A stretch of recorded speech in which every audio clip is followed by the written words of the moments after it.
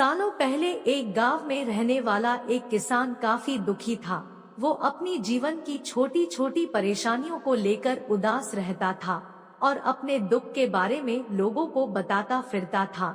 एक दिन उसे किसी ने सलाह दी कि तुम गौतम बुद्ध के पास चले जाओ, वे तुम्हारी समस्याओं का कोई ना कोई हल जरूर निकल देंगे। उस व्यक्ति की बात सुनते ही दूसरे दिन वो किसान सीधे महात्मा बुद्ध के पास पहुंच गया। गौतम बुद्ध के पास पहुंचकर उन्हें प्रणाम करते हुए उसने बताया कि मैं एक किसान हूँ और मैं खेती करके जीवन यापन करता हूँ।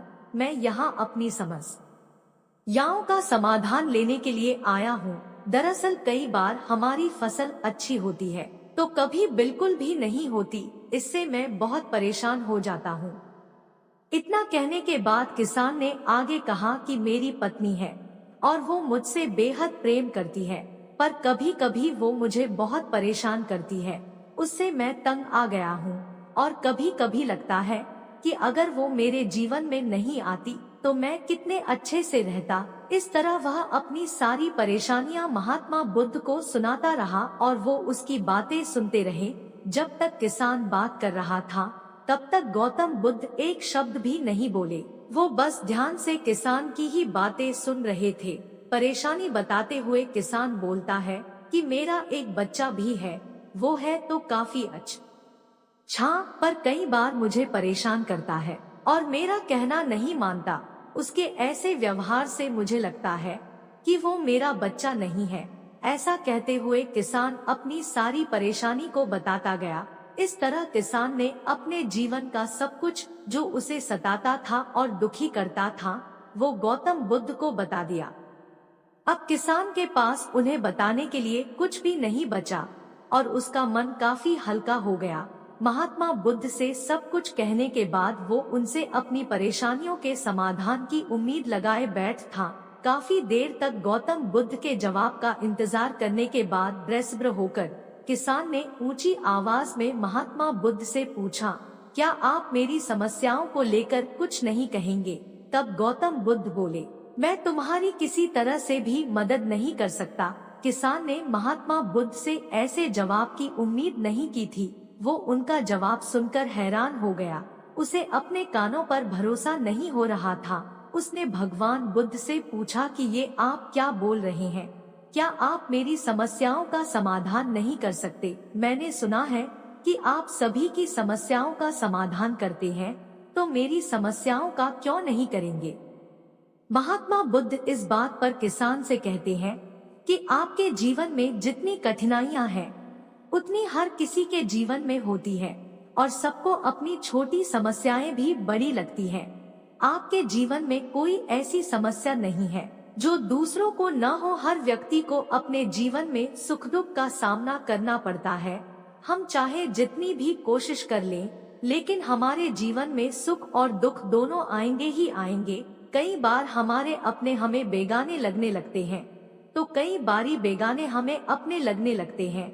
सभी का जीवन ऐसी समस्याओं से घिरा हुआ है जिसका कोई समाधान नहीं है। अगर किसी के जीवन से एक समस्या जाती है तो दूसरी समस्या आ जाती है। ऐसे में तुम एक समस्या का आज समाधान कर लोगे तो तुम्हें कल दूसरी समस्या का सामना करना पड़ेगा। यही जीवन का एक अटल सत्य है। बुद्ध की बातें सुनकर किसान को गुस्सा आ जाता है और वो उन्हें बोलता है कि लोग आपको महात्मा कहते हैं। मैंने लोगों से ये भी सुना है कि आप सबकी परेशानी दूर करते हैं, पर मेरी समस्या का निवारण करने के बजाय आप मुझे फिजूल की बातें बता रहे हैं। मैं आपके पास बहुत उम्मीद लेकर आया था, पर अब मुझे लग रहा है कि आपके पास मेरा आना व्यर्थ हुआ। मैंने जो भी आपके बारे में सुना था वो सब झूठ है। महात्मा बुद्ध को इतना कहकर किसान वहां से जाने लगता है।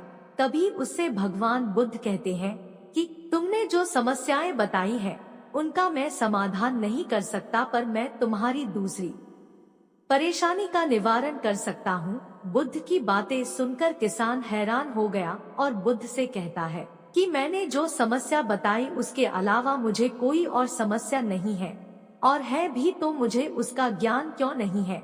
बुद्ध उनसे कहते हैं कि आपकी समस्या यह है कि आप नहीं चाहते हैं कि आपके जीवन में किसी तरह की समस्या हो, खुद को किसी तरह की समस्या न हो, ये सोच रखना ही दूसरी समस्याओं का कारण बनता है। आपको यह स्वीकार कर लेना चाहिए कि हर व्यक्ति के जीवन में किसी न किसी तरह की समस्या होती है। ये सोचना छोड़ दो कि आप इस दुनिया के सबसे दुखी इंसान हो। आपको अपने आसपास के लोगों को देखना चाहिए, क्योंकि बाकी लोग भी किसी न किसी चीज से परेशान और दुखी हैं। जीवन में सुख और दुख आकर ही रहेंगे, उसे कोई नहीं बदल सकता। बस तुम्हें दोनों ही स्थिति में खुद को काबू में रखना होगा। इससे दुख का असर तुम पर ज्यादा नहीं होगा। ऐसे में तुम्हें यह सोचना छोड़ना होगा कि तुम्हारे जीवन में समस्या न हो, तभी तुम हर समस्या का आसानी से सामना कर पाओगे। बुद्ध की बातें सुनकर किसान उनके पैरों पर गिर गया और उनसे माफी मांगने लगा। वो समझ चुका था कि महात्मा बुद्ध उससे क्या कहना चाह रहे हैं। कहानी से सीख।